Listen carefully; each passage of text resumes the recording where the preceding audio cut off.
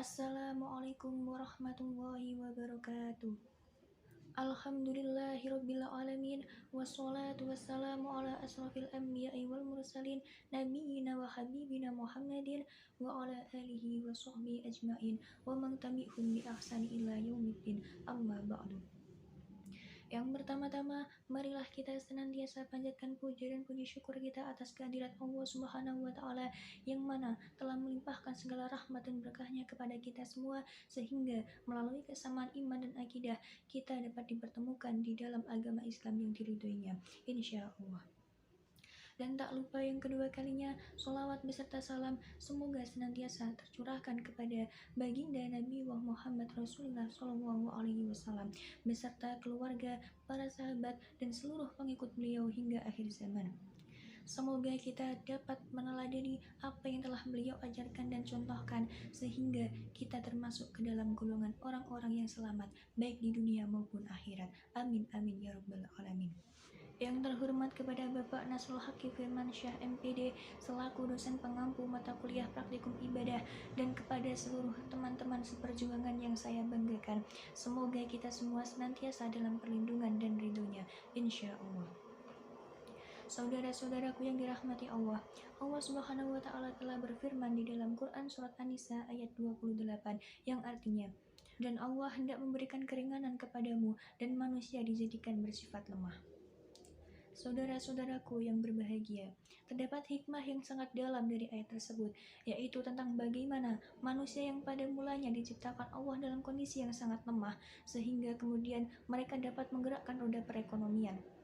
Dimulai dari kelahiran seorang manusia, seorang bayi diciptakan Allah sangatlah lemah, sehingga dia membutuhkan pakaian yang hangat untuk menghangatkan tubuhnya. Kemudian dia tidak bisa membuat pakaian sendiri, maka muncullah produsen pakaian bayi. Dan dari sinilah kemudian muncul yang namanya demand dan supply, atau dalam bahasa kita sehari-hari disebut penawaran dan permintaan. Kemudian berkembang lagi kegiatan ekonomi dalam kehidupan sehari-hari kita, mulai dari aktivitas yang paling sederhana hingga yang paling kompleks seperti saat ini. Bisa dibayangkan, untuk mempersiapkan persalinan seorang bayi saja, dibangunlah sebuah rumah sakit atau rumah bersalin dengan fasilitas yang sangat lengkap di dalamnya. Dan tentu saja hal tersebut membutuhkan biaya investasi yang sangat tinggi. Belum lagi ditambah dengan tenaga kerja yang siap sedia membantu persalinan seorang ibu. Bayangkan pula bagaimana proses pendidikan dan juga pelatihan untuk mencetak seorang tenaga kerja yang profesional tersebut. Mulai dari seorang dokter kandungan, bidan, perawat, serta para pegawai operasional lainnya yang tentunya mereka juga memerlukan biaya pendidikan dan juga pelatihan serta memperoleh gaji dari rumah bersalin atau rumah sakit tersebut. Berbeda halnya dengan bayi penguin. Bayi penguin tidak memerlukan baju yang hangat meskipun dia tinggal di daerah kutub yang sangat ekstrim sekalipun. Penguin diciptakan oleh Allah karena sesuai dengan kondisinya. Penguin tidak memiliki kemampuan berpikir untuk menciptakan sesuatu yang bermanfaat untuk dirinya. Semua yang dilakukan oleh penguin merupakan insting yang telah diberikan Allah kepadanya.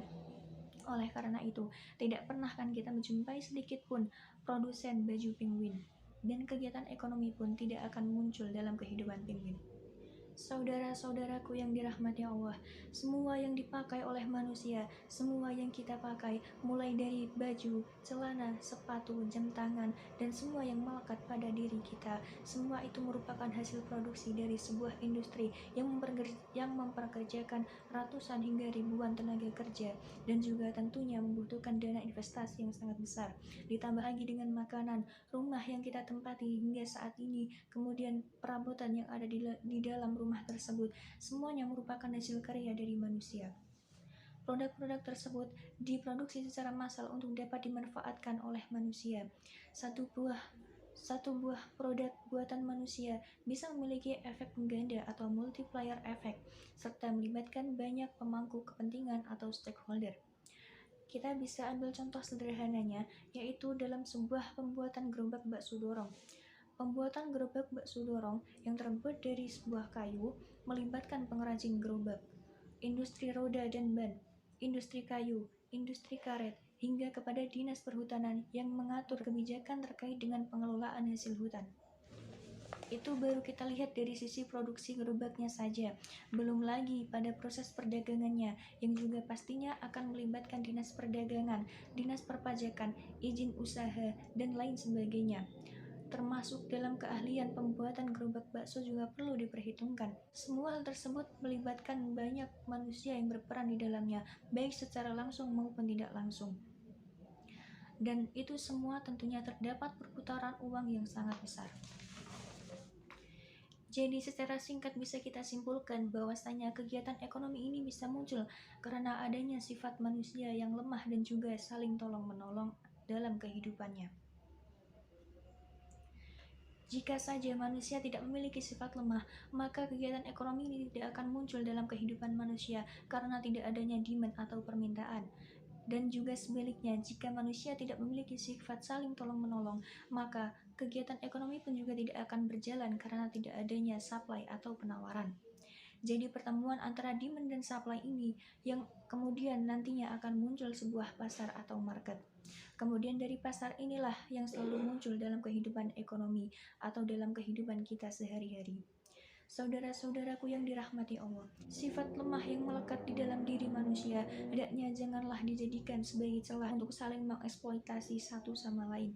Contohnya, di era sekarang ini dengan segala macam tuntutan yang ada akan cenderung mendorong manusia untuk melakukan hutang atau kredit.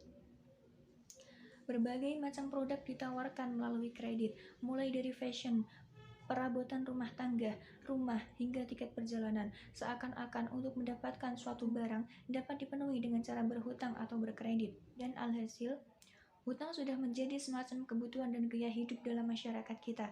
Karena masyarakat sudah bergantung pada hutang, maka merebaklah bentuk penawaran hutang melalui berbagai teknologi. Muncullah berbagai macam jenis aplikasi pinjaman online atau pinjol dengan promosinya yang gencar, baik melalui media sosial maupun melalui ruang publik seperti di stasiun, MRT, bahkan melalui SMS di kontak pribadi masing-masing. Mereka menawarkan pinjaman dengan berbagai promosi dan kemudahan persyaratan serta pencairan dana dan bunga yang rendah.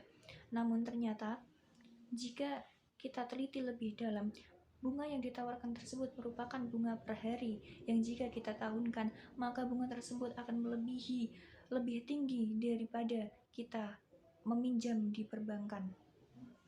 Sebagian orang ketika sudah terdesak dan membutuhkan dana yang sangat cepat, memiliki kecenderungan tidak membaca dulu disclaimer secara teliti dan tuntas. Bagi mereka yang penting adalah dana cepat masuk ke dalam rekening mereka. Seringkali peminjam tidak memperhatikan resiko pada saat awal peminjaman, karena secara psikologis mereka hanya ingin segera mendapatkan dana tersebut. Perilaku demikian seharusnya sudah diketahui oleh para penyedia jasa pinjaman online, karena sebelum aplikasi diluncurkan ke masyarakat, tentunya mereka sudah melakukan riset dahulu di dalam perilaku konsumen. Dan alhasil pada saat terjadi tunggakan dan juga penagihan oleh pihak pemberi pinjaman tersebut, maka peminjam akan menjadi frustasi dan juga mereka akan depresi akibat tidak mampu membayar tagihan. Saudara-saudaraku yang dirahmati Allah, aktivitas bisnis yang diajarkan di dalam ajaran agama Islam merupakan aktivitas bisnis yang memiliki nilai saling tolong-menolong dan juga rasa keadilan atau saling kerelaan, bukan untuk saling mengeksploitasi.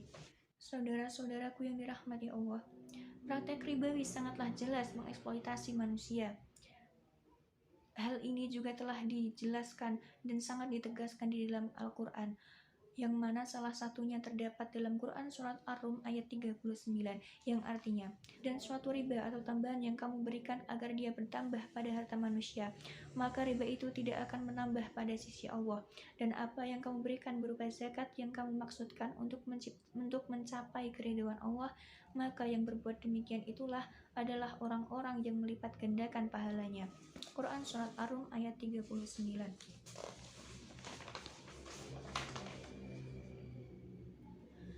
Sebesar apapun hitung-hitungan manusia di dalam mencari untung, namun jika tidak dilandaskan dengan nilai-nilai ajaran Islam, maka semua itu hanya akan sia-sia belaka. Praktik ribawi hanya akan membuat manusia saling bermusuhan dan bakhil. Tidak ada rasa kasih sayang yang muncul di dalam praktek ribawi. Yang ada hanyalah saling menjerat satu sama lain. Berbeda halnya dengan zakat. Dengan zakat mampu menggugah rasa kasih sayang di antara manusia. Manusia akan terdorong untuk mengeluarkan zakat, termasuk infak dan sedekah ketika melihat saudaranya yang sedang membutuhkan pertolongan. Maka sudah seharusnya praktik ribawi ini ditinggalkan dan kita beralih untuk menggerakkan syiar zakat. Termasuk juga peran bank syariah. Bank syariah ini sangat penting dalam menggerakkan syiar zakat. Bank syariah diharapkan tidak sekedar hanya untuk berorientasi mengejar laba semata, melainkan juga harus mampu menggerakkan syiar zakat di tengah masyarakat melalui kemudahan-kemudahan layanannya dalam mendukung syiar zakat. Bank syariah dapat memberikan prioritas kepada organisasi pengelola zakat atau OPZ melalui Basnas atau LAS dengan memberikan kemudahan layanan transaksi penyaluran zakat kepada mustahik zakat.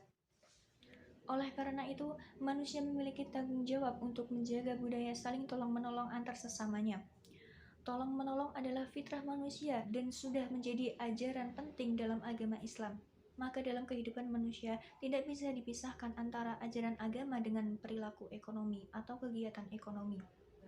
Hal ini tentu saja sangat berbeda dengan pendapat segolongan manusia yang mengatakan bahwa agama adalah sumber perpecahan, sehingga tidak perlu membawa-bawa agama dalam kehidupan duniawi.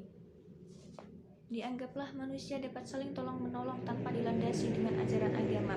Padahal, justru ajaran agamalah yang menyuruh manusia agar saling tolong-menolong dan menciptakan perdamaian karena tidak semua manusia mampu memelihara sifat mulia tersebut. Faktanya, masih ada segolongan manusia yang berbuat dolim terhadap sesamanya. Maka, ajaran agamalah yang mampu membimbing manusia agar mereka saling tolong-menolong dan tidak berbuat dolim. Saudara-saudaraku yang dirahmati Allah, dalam berekonomi, kita harus mengedepankan keadilan bagi setiap umat. Adil dapat bermakna seimbang yang ditunjukkan melalui titik temu antara supply dan demand secara wajar dan alami. Wajar dan alami yang dimaksud yaitu tidak boleh ada intervensi dari manusia yang dapat menimbulkan ketidakadilan seperti penimbunan, spekulasi, dan juga riba. Oleh karenanya, tugas kita sebagai khalifah di bumi ini yaitu mengemban amanah adalah berjuang untuk menjaga titik keseimbangan antara supply dan demand, yang berarti kita memelihara sikap saling tolong-menolong antar sesama manusia tanpa adanya manipulasi sedikit pun. Saudara-saudaraku yang berbahagia, Rasulullah SAW telah mengajarkan kepada kita sebuah doa yang mana doa tersebut berbunyi, Bismillahirrahmanirrahim. Allahumma inni a'udzubika minal hammi wal hazan wal ajzi wal kasal wal bukhli wal jubni wad dula'id daini wal gulabatir rizal. Yang artinya, ya Allah, aku berlindung kepadamu dari kesusahan dan kesedihan, lemah dan malas, kikir dan pengecut, lilitan hutang dan penindasan orang. Hadis riwayat Al-Bukhari. Kiranya doa tersebut dapat kita amalkan agar terlepas dari segala kesusahan dan kesedihan, sifat lemah dan malas, sifat kikir dan pengecut, serta dari lilitan hutang dan juga penindasan manusia. Dengan demikian, berekonomi yang sejatinya adalah memunculkan rasa kasih sayang dan rasa keadilan di antara sesama manusia dapat terwujud. Wallahu a'lam bishawab. Saudara-saudaraku yang dirahmati Allah, akhir kata, sampailah pidato saya pada bagian penutup. Sebagaimana tidak ada gading yang tidak retak, maka apa yang saya sampaikan tadi juga tidak luput dari sebuah kekurangan dan juga kesalahan. Jika ada yang baik-baik, maka itu datangnya dari Allah, dan jika ada yang buruk-buruk, maka datangnya dari diri saya sendiri. Semoga apa yang telah saya sampaikan dapat bermanfaat bagi kita semua, terkhusus bagi saya pribadi.